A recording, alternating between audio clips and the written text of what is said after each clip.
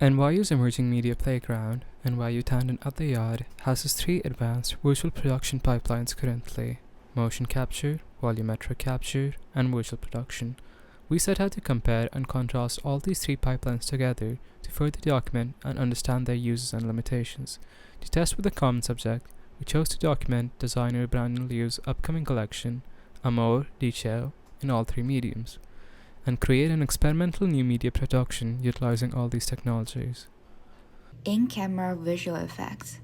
In-camera visual effects involves the use of a large LED screen, often connected to a real-time game engine like Unreal Engine, to simulate environments which are then matched via camera and lighting setups to make it appear that the actors are in the location.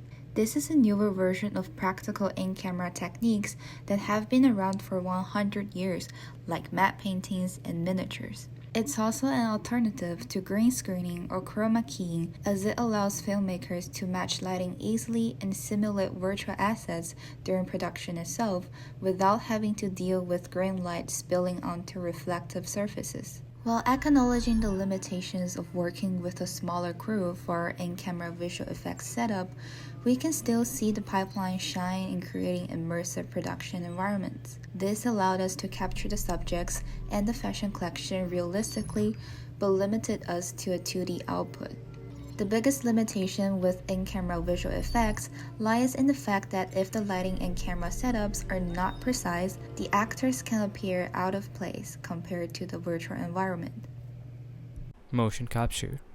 Using a room-scale OptiTrack optical motion capture setup, this pipeline involves putting actors in bodysuits and placing retroreflective markers onto them.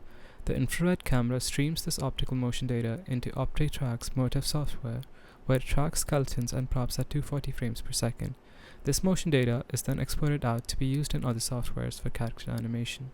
We were able to import the motion data from the dancers into Unreal Engine and then rig it upon a metahuman character. This allows us to add any customizations to this character and its clothing, which is particularly useful for creative choices that are not feasible in the physical world. However, motion capture's pitfalls stem from this very strength too, wherein the work invested in recreating realistic characters, clothing, or props for a 3D setting is often more time-consuming and less accurate than the other two methods.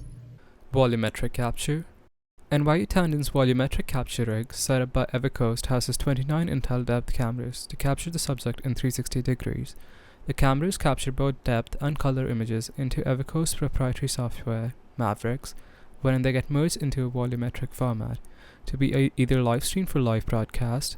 This technology is being used for volumetric capture at the Paris Olympics currently, for example, or they can be imported into game engines and the web as a sequence of 3D models for further production. Here, we can see the rig capturing a high-quality 3D realistic model of the subjects and their clothing. This was then easily imported into the Unreal Engine environment for animation sequences. This technology is excellent for capturing hair and textures in a realistic to semi-realistic manner. However, it does have limitations, such as the flattening of faces or artifacts that can appear during faster movements. Overall, each pipeline offers unique strengths and challenges. By understanding these technologies, we can better harness their potential for innovative media production projects and use them in their appropriate scenarios.